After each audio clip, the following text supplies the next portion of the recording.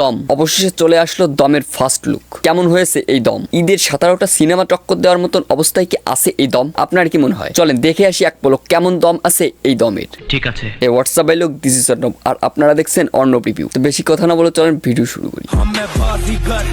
প্রথমেই লক্ষ্য দিই টাইটেলে ছিল দম ফার্স্ট লুক, আরফান নিশো, পূজাচেরি, চঞ্চল চৌধুরী। দমের এই ফার্স্ট লুক ছিল মাত্র 54 সেকেন্ডের। তবে 54 সেকেন্ডের যে ধামাকা দেখিয়েছে, না জানি পুরো সিনেমায় কি দেখাতে চলেছে এই দম।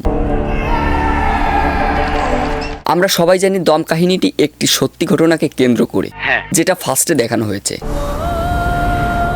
এবং তারপরে যে একটা ফ্রেম নিয়েছে, ও মাই গড, কি বলবো, আমি এটা দেখে পুরাই অবাক। কারণ বাংলা সিনেমাতে এরকম ফ্রেম আমি এখনো দেখিনি।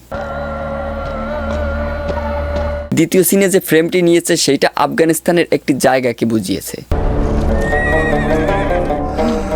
তবে সিনগুলো এক কথায় ভাই অসাধারণ। ষষ্ঠ সিনে গিয়ে ক্যামেরা এসেছে পূজাচেরি, মুখে ভয়ের একটি ছাপ। তবে অভিনয় নিয়ে আসলে বলার কিছুই নেই, কারণ এদের প্রত্যেকের ভিতরেই দম আছে ভাই, এটা বলতে হবে।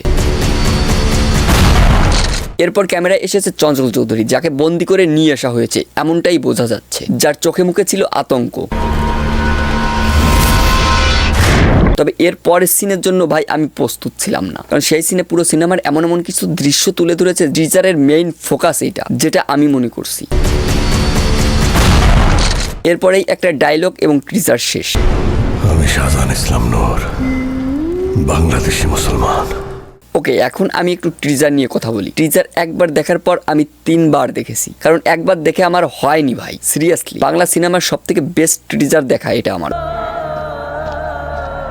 আমি সবসময় বলি একটা সিনেমা কেমন অডিয়েন্স দেখবে এটা টিজার এবং ট্রেইলারের উপর নির্ভর করে। এই টিজারে আসলেই দম আছে।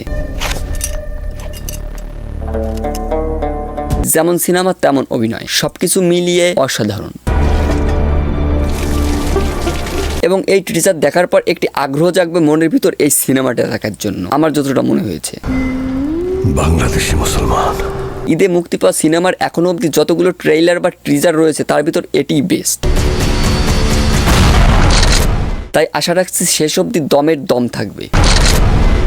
তো আজ এই অবধি, দেখা হবে অন্য কোনো ভিডিওতে। ভালো লাগলে লাইক, কমেন্ট, শেয়ার, মন চাইলে সাবস্ক্রাইব করুন। ভালো থাকবেন, সুস্থ থাকবেন, বাই।